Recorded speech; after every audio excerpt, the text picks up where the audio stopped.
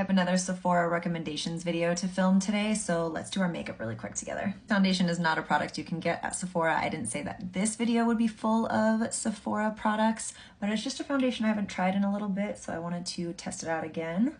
It's the YSL Touche Éclat foundation that I bought when I was in Singapore, and I don't know. I don't love this foundation as much as I thought. I thought it was gonna be extra like dewy and glowy, because you think Touche Éclat and you think that, but it's kind of matte.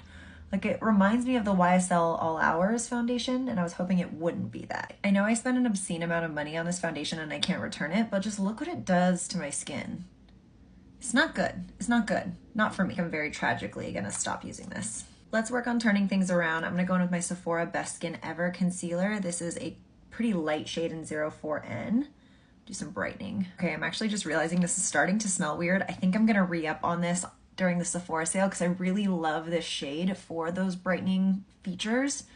So I think I'm gonna get another one. I'm looking like a pale ghost right now, but don't worry, I didn't forget about my lids. I'm gonna use a different product later, but we need to add some color back in this face stat. I'm gonna use the Patrick Ta and She's Statuesque.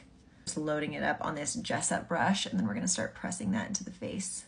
We definitely still need blush, but I feel like this is helping on that color front. I think for eyeshadows, we're gonna use this Spice palette from Anastasia. So I think I wanna make the cheeks on the warm side. I'm gonna go in with the Say blush in Rosy, just a little bit on the cheeks to add that color in, and then we'll layer on top later. And just to tie in the look, I actually added a little bit of that on my nose as well. Again, just kind of adding color where I can, and then I go back over with the area that I had the concealer on my sponge, but I'm not adding any additional product. It's just gonna help blend those shades together. Eyeshadow base, I'm gonna go with P. Louise in the shade Rumor 2. This P. Louise base is not necessarily meant to be set, so you just go straight in with the shadow. Let's use this lighter base first, get that on a fluffy brush and just press that into our crease. That's honestly such a nice color. Okay, I kind of want to go in with this shade right here. It has a little bit of a sparkle to it.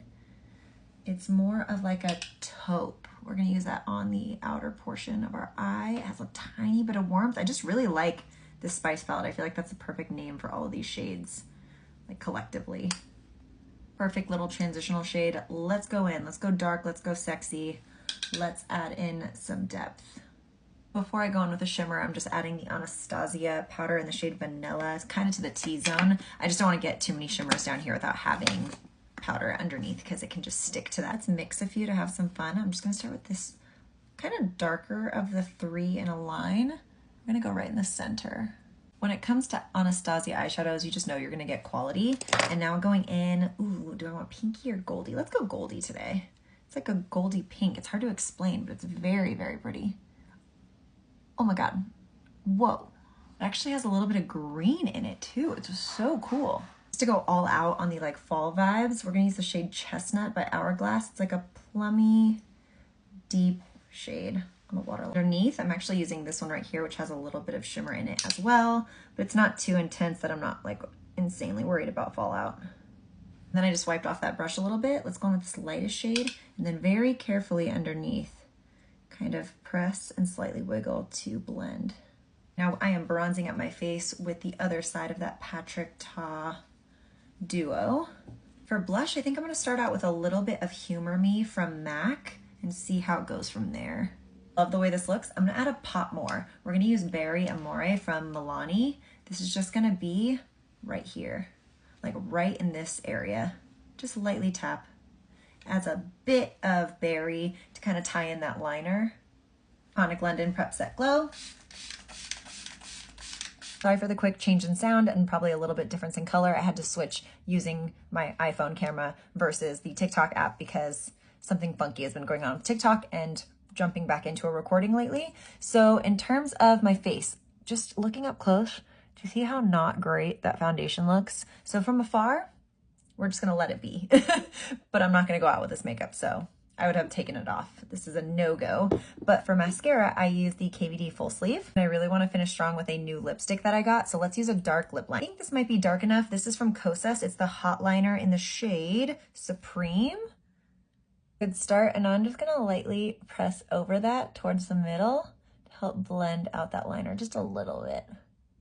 Going in with one of the new shades from Anastasia. This is the Lip Velvet in the shade Cool Brown. I'm so excited. I haven't tried it on my lips and I love it already. You cannot tell me anything in this lip. Oh my God, and it makes my teeth look white. What? This shade, this is my fall personality. And this is the finished look. What do you guys think? I mean, the eyeshadow is banging. The lip, I feel like pulled everything together. Foundation, but overall, I'm not mad at it. What do you guys think? You tell me. Okay, see you later. Bye.